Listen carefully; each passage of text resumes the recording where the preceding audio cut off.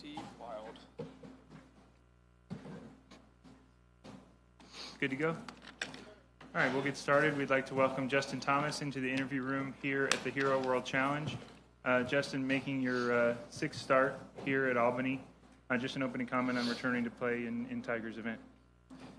Yeah, I'm always happy to be here. It's a fun week. It's obviously not relaxed and laid back in the terms of golf. It's very competitive, but just the week as a whole, I don't know what it is. Maybe just being in the Bahamas, and it's obviously very close to home for me in South Florida. But yeah, I enjoy coming here. I feel like it's a nice time of year where you can kind of try to stay sharp, and the course is forgiving enough where if you may be working on some things or trying some equipment, whatever it may be, I feel like in the past I've kind of tinkered and tried some stuff, so I feel like it's an enjoyable week.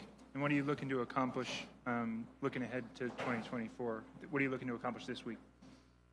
I mean, I'm sure the same thing all the other people in the field are, trying to accomplish going home with a trophy. But yeah, I just want to play well, get myself in contention, and you never know what you're going to get out here in terms of conditions. If the wind doesn't blow, you got to shoot a million under, but if the wind does blow, it can be very, very difficult. So you kind of just have to take what you get with the weather and make the most of it. All right, we'll start with Mark in front. JT, thoughts on 4th and 31? Where were you? Where did you see it? And you're playing with Tiger, I saw. What's it mean to have him back out here playing? Yeah, the football question. It was like I wasn't even like I don't want to say I wasn't excited, but I feel like when it's that far-fetched for that to come through, you almost kind of don't.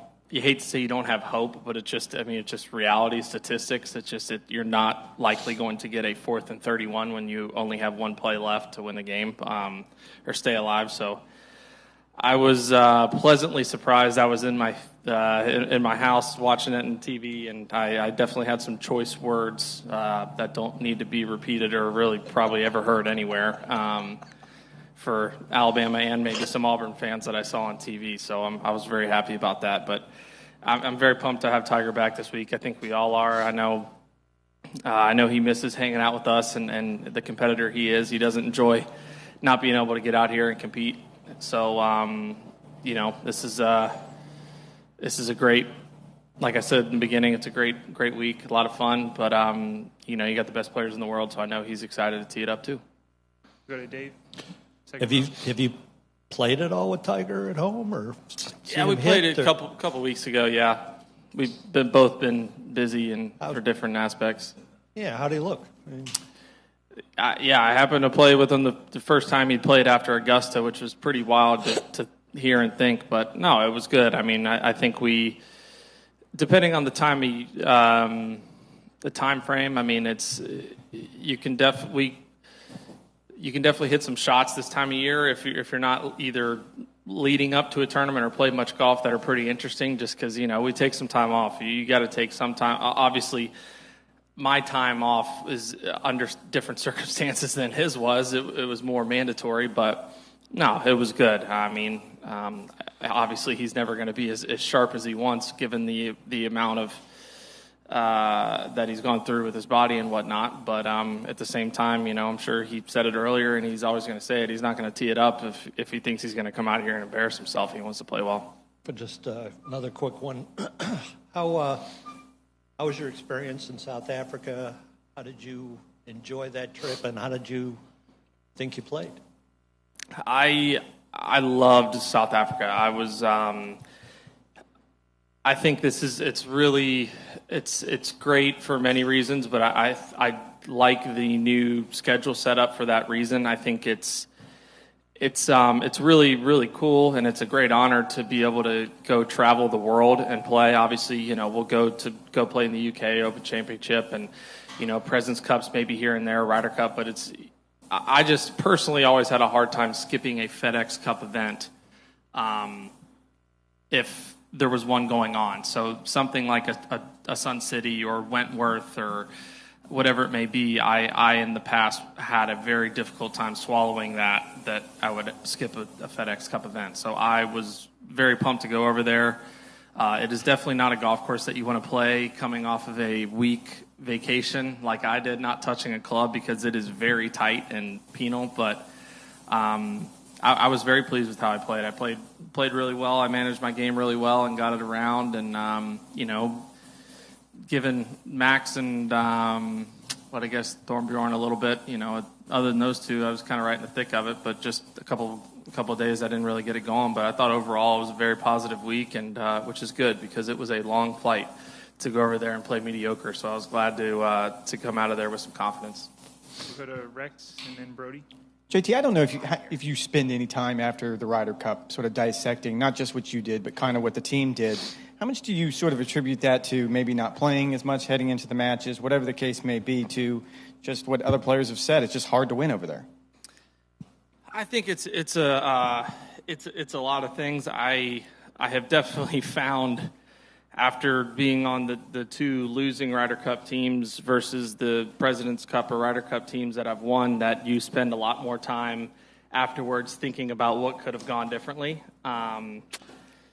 And it's just the fact of the matter. I mean, if you win, you don't think anything is wrong. You're like, oh, it's great. We did everything we should have. We just, we prepared how we should have. We got rest how we should have. But it's like when you lose, you start overanalyzing and overthinking, in my opinion, everything. I would definitely say if we had it over, there'd probably be some guys that would have played maybe a little closer to it. But, again, that's easy to say because we got our asses kicked. So it's pretty easy to go back and say that we wish we could have done some things differently. But it's hard to win. I think I would love to see a scenario down the road potentially where maybe an unbiased or neutral maybe organization sets up courses for the Ryder Cup. I think it's just looking at, at the last handful of Ryder Cups, how lopsided they've been. I think that part of it is the home course advantage, right? But, I think there could be some times where it could be fun just to have someone set it up and kind of play the course as is. But, no, I just, like all of us on our team, I just wish we would have played a lot better. And I know this is a relaxing week, but you are kind of in a new, unique position with top 30 in the world. Is that on your mind at all going into next year? Yeah, it's definitely on my mind somewhere back there. But I just know that if I do all the things I feel like I should and play, continue to show some progress and get better and better, then I feel like all that'll take care of itself. I know firsthand after last year playing to try to accomplish and get to a certain number isn't always the best. Actually, it isn't the best option, and it's just not. I should be coming out here and trying to win golf tournaments and make as many birdies as I possibly can and make as few bogeys as I possibly can and try to have a lot of fun. I don't need to be here this week looking at how many points is this and what I need to do to stay in the top 30 in the world and try to move up here or there. It's like if I just go play good golf, it all takes care of itself. I know that's easier said than done, but it is true just in terms of a mindset standpoint. Go in the back to Brody. Maybe the answer is similar to that, but obviously we asked you so much all this year about your form and all that, but now that time's settled a little bit, what do you think you've kind of learned most throughout the past year? Just to simplify it, keep everything. I think something that helps me can also hurt me in terms of I'm willing to do anything to try to gain a little bit of an edge, but there's some things I probably try or do that aren't necessary. But I'm just someone that I at least want to have the boxes checked. I don't want to be 15 years down the road and be like, dang, I really wish I would have tried that. That could have been something that helped me. Is that good? Is that bad? I don't know. That's just unfortunately one of those things you'll never know the answers to, but I think that's something I know I've really harped on with my team is just like, hey guys, everybody needs to keep everybody accountable, but I'm a grown up. If I'm doing something that nobody thinks is helpful, tell me. We need to just keep this simple and just go out and play golf. Don't play golf swing. Don't try to overdo or complicate things. It's just that there's a time and a place for it, but when I'm out there trying to compete and win golf tournaments, that's definitely not the place for it. And as somebody who is close to Tiger, I mean, how have you kind of seen him, step in the last few months and kind of use his influence to help the game? Yeah, it's been great. It's been a lot. It's inspiring. I think he definitely takes it very serious. He's a lot of time on the phone. Emails, Zoom calls, phone calls, whatever it may be. But he doesn't take it lightly. I mean, obviously he's spoken to it, but it was an honor for him to kind of get the torch passed to him from Arnold and Jack, and so I think he's looking at it as he wants to kind of pass that to whatever the following generation is. And I'm sure there's some kind of scenario in his head where he's like, yeah, obviously whatever Charlie wants to do, that's great, but I'm sure he has some visions in his head of like, oh, I would love to have Charlie be playing out here, and it's like, and then the kids he's playing against. So it's like it's bigger picture. I think as little as he's playing, it's very clear that the decisions he's making and thoughts that he has isn't for his own good. It's for the betterment of the game. So as a player who's out here, I mean, it's someone at his stature and someone with his accomplishments, he doesn't need to be taking the time to do that. He could very well just be posted up and come play whenever he wants, but he takes it seriously. He wants the game of golf to continue to grow and be in a great spot. Bob in front right here. Thanks. Do you know yet what your January schedule looks like? And if you were sort of hovering, maybe in doubt about getting into Pebble Beach, and I guess you could still get a sponsor invite as well, would you change it to there's obviously several ways now that you can play your way in. Top 30 being probably the easiest, right? Yeah. I don't know. I mean, it's one of those things. And right now, I mean, I'm planning on starting the year in Palm Springs, which I'm excited about. I mean, that's a tournament I've played in past. I think it's a great event. It's a cool event. It's just with going to Kapalua and then starting in either Torrey or Phoenix, it just hasn't worked for me. But obviously, not being Kapalua this year, it's an event I'm excited to go to and works. But yeah, I mean, there's a lot of things that are up in the air that I don't know what's going to happen. Yeah, in a perfect world, I'd love to play Pebble, Phoenix, LA. I'd really, I would love to do all of that and be a part of it. But it's just one of those things again that it's all going to take care of itself, and I just need to worry about what I can control and do, and let it all happen. Go back to Paul behind you, and then we'll go to Martin. Hey, JT, are you still on your diet that we talked a lot? No? No. What went wrong, or what led you to not do that anymore? I did. It was when I started. It was I had supposed to go 6 months of dairy free, a year of gluten free. So I think the 6 months was right when I was over at the UK for Scottish and British, and I was like, I'm not going to start this back up in the middle of a tournament because I didn't know how my body was going to react. I mean, literally not having anything for 6 months, I felt like there's a chance that my body would freak out. So after shooting about 400 the first 2 days at the Open Championship, when I got to Minnesota, I got a gluten-free pizza like on Monday or Tuesday, and I swear I could have cried. It was so good.